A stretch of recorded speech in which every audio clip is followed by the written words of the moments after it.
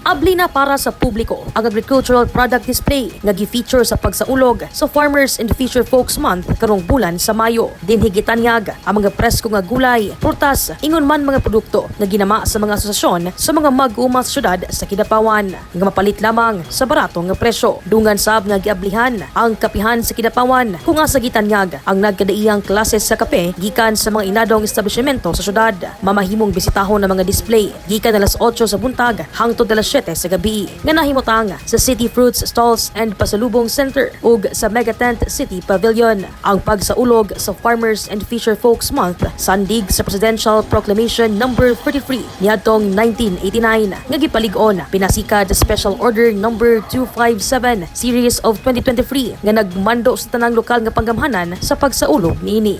Kini nga to ang Farmers Month, kani celebration naman na pero dili dapat taman lang dire ang ato ang paghatag o bili sa ato ang mga farmers.